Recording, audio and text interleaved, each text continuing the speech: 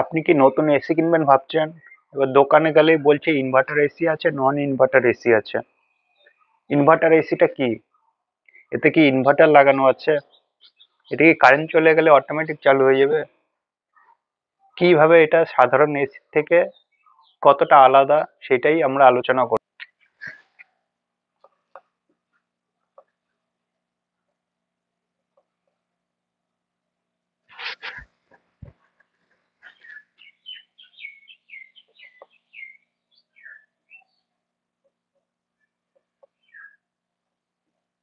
Normal AC, normal এসিতে যখন আমরা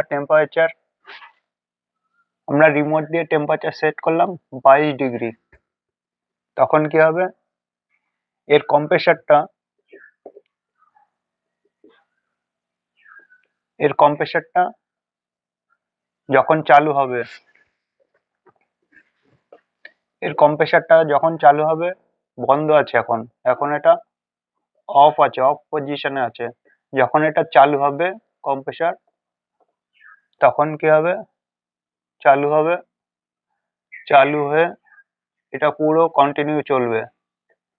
এটা অন, কন্টিনিউ চলবে, কম্প্রেসার চলবে, ঠান্ডা করবে। যেই 22 ডিগ্রি হয়ে যাবে ঘরের টেম্পারেচার, তখন কি হবে?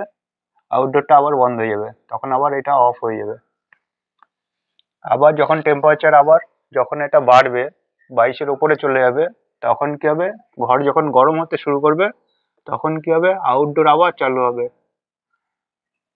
চালু হয়ে এবার কম্প্রেসার চলতে থাকবে, কিছুক্ষণ চলবে, তারপরে আবার বন্ধ হয়ে যাবে। এইভাবে এই সাইকেলটা চলে, কম্প্রেসারটা এইভাবে চালু বন্ধ চালু বন্ধ এইভাবে হয়। কম্প্রেসার চলবে, কম্প্রেসার চালু হবে, ঘর ঠান্ডা হয়ে যাবে, আবার সেটা বন্ধ হয়ে যাবে। বন্ধ হয়ে ঘর আবার যখন বন্ধ হয়ে গরম হতে থাকবে, তখন আবার কি হবে? এটা আবার চালু হবে, চালু হয়ে আবার সেটা বন্ধ হয়ে যাবে। এভাবে বারবার চালু বন্ধ হবে কম্প্রেসারটা। এবার এক্ষেত্রে কি হচ্ছে? যখন এটা চালু হচ্ছে বারবার, তখন কি হচ্ছে? হিউজ পরিমাণে, একটা বিশাল পরিমাণে ইলেকট্রিক বিল এটা কনজিউম করছে। ঠিক আছে? হিউজ পরিমাণে ইলেকট্রিক বিল সে পড়ছে বারবার চালু বন্ধ হওয়াতে। আবার ইনভার্টার এসি ক্ষেত্রে সেটা আলাদা। ইনভার্টার এসিতে হচ্ছে ইনভার্টার টেকনোলজিকে কাজে লাগিয়ে এটা কি করছে? বারবার চালু বন্ধ না হয়, স্পিডটাকে কম বেশি করছে। কিভাবে করছে?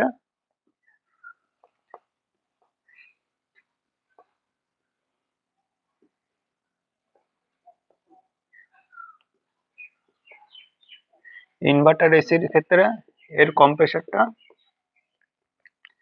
যখন আমরা 22-এ সেট করব, তখন কি হবে?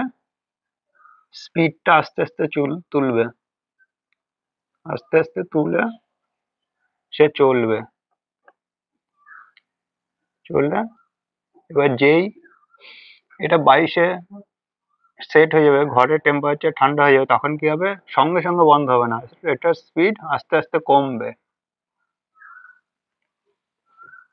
এইভাবে চলবে। আবার যখন ঘর গরম হবে, তখন স্পিডটা কি হবে? আবার এটা স্পিড বাড়াবে, স্পিড বাড়িয়ে আবার ঘর ঠান্ডা করবে। আবার যখন ঘর ঠান্ডা কমপ্লিট হয়ে যাবে, তখন কি হবে? টেম্পারেচার আবার যখন ডাউন হয়ে যাবে, তখন কি হবে? যেই ঘর ঠান্ডা হয়ে যাবে, তখন আবার কি হবে? কম্প্রেসার স্পিড কমে যাবে। এইভাবে কম্প্রেসারের স্পিডটাকে কন্ট্রোল করে এটার এইভাবে এটা ইনভার্টার এসে ঠান্ডা হয়। এক্ষেত্রে কি হচ্ছে? বারবার চালু বন্ধ হওয়াতে যেই হিউজ পরিমাণে ইলেকট্রিক বিল আসছে, সেটা এখানে আসছে না। এটাই হচ্ছে ইনভার্টার এসির টেকনোলজি। ঠিক আছে? এর উদাহরণ হচ্ছে লোকালে যখন আমরা বাইক চালাই, তখন কি হবে? স্পিড আমরা কম বেশি করি, সামনে কোনো কিছু মানুষজন চলে আসলে বারবার চালু বন্ধ করতে হচ্ছে। ঠিক আছে? গাড়িটাকে আমার বন্ধ করতে হচ্ছে। ঠিক আছে? বিভিন্ন টার্নিং আছে, এই ক্ষেত্রে কি হবে? বেশি করে তেল পুড়ছে। সেটা যখন হাই রোডে আমরা গাড়ি চালাবো, তখন কি হবে? স্পিডটা আমরা কম বেশি করি, বাইক বন্ধ করি না, স্পিডটাকে কম বেশি করি। এর জন্য হাই রোডে মাইলেজ বেশি, লোকালে মাইলেজ কম। এটাই হচ্ছে ওর উদাহরণ। এবার দেখবো এর কি সুবিধা আছে, কেন আমরা ইনভার্টার এসি নেব। প্রথমে আছে এনার্জি সেভিং। নর্মাল এসি বারবার চালু বন্ধ হওয়াতে যেই পরিমাণে কারেন্ট কনজাম্পশন করছে, ইনভার্টার এসিতে সেটা করছে না।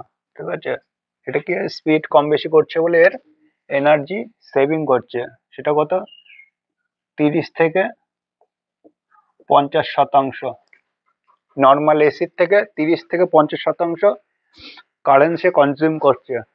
একটা 1.5 টন এসিতে 1.5 টন, এটা হচ্ছে 3 স্টার এসি। এক্ষেত্রে বছরে যেটা 1500 ইউনিট বিল আসে, এটা 1.5 টন, এটা হচ্ছে নর্মাল এসি। 1.5 টন এসি 3 স্টারে, সেটা কি হচ্ছে, এটা 1000 ইউনিট এটা কনজিউম করছে। ইনভার্টার এসির ক্ষেত্রে সেখানে 1000 ইউনিট বছরে পড়ছে। এটাই হচ্ছে পার্থক্য, 30 থেকে 50% কারেন্ট কনজাম্পশন কম হয়। ঠিক আছে, এরপরে আছে কনসিস্টেন্ট কুলিং, মানে কুলিংটা অনবরত সে দিতে থাকবে। নর্মাল এসির ক্ষেত্রে কি বারবার চালু বন্ধ হচ্ছে, ঘর গরম হবে তারপরে আবার আউটডোর চলছে। ইনভার্টার এসির ক্ষেত্রে সেটা হয় না। ইনভার্টার এসির ক্ষেত্রে কি হয়, কুলিংটাকে মেনটেন করে। ঠিক আছে, কুলিংটাকে সে মেনটেন করে রাখবে। নর্মাল এসির ক্ষেত্রে চালানোর পর ঠান্ডা হয়ে গেলে সেটা কি হবে, ঘর অস্বস্তি লাগবে, আবার গরম হবে, ঘর গরম হবে, নিজেদের অস্বস্তি লাগবে, তারপরে সে চালু হবে। ইনভার্টার এসির ক্ষেত্রে সেটা হয় না, ঘর সে কনসিস্টেন্ট কুলিং করে রাখবে। ঠিক আছে, যাতে সে ঘর গরম না হয়। এটা কি আছে 3 নম্বরে আছে, 2 নম্বর হয়ে গেল। 3 নম্বরে আছে সাইলেন্ট অপারেশন। নর্মাল এসি ক্ষেত্রে কি হয়, আওয়াজটা বেশি হয়। এবার ইনভার্টার এসি ক্ষেত্রে সেটা সাইলেন্ট ভাবে চলে, কম্প্রেসার বোঝাই যাবে না যে আউটডোর চলছে, কম্প্রেসার চলছে বোঝাই যাবে না, এটা সাইলেন্ট ভাবে চলে। এর 4 নম্বর আছে লঙ্গার লাইফ, মানে কি এটা দীর্ঘ দিন চলে। ঠিক আছে, নর্মাল কম্প্রেসারে বারবার চালু বন্ধ হওয়াতে কি হয়, স্ট্রেস পড়ে, মানে চাপ পড়ে বেশি, সেক্ষেত্রে কি আর এর লাইফটা কমে যায়। ঠিক আছে, এর জন্য কোম্পানি সেক্ষেত্রে 5 বছর ওয়ারেন্টি দেয় কম্প্রেসারে। আর এখন ইনভার্টার এসির ক্ষেত্রে কি হচ্ছে, ইনভার্টার ইনভার্টারের ক্ষেত্রে কি হচ্ছে, সেখানে 10 বছর সে ওয়ারেন্টি দিচ্ছে কোম্পানি, এর লাইফ বেশি। তাহলে আপনার কি ইনভার্টার এসি কেনা উচিত? যদি নিরবিচ্ছিন্ন, যদি কনসিস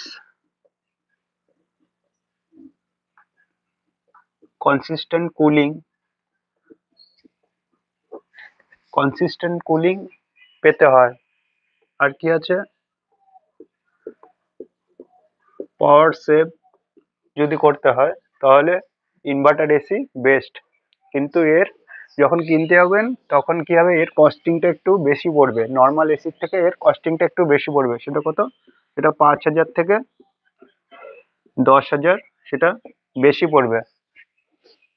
কিন্তু সেটা দীর্ঘমেয়াদী, যখন আপনি এসিটা চালাবেন তখন কি হবে, সেক্ষেত্রে আপনার ইলেকট্রিক বিলটা অনেক কম আসবে।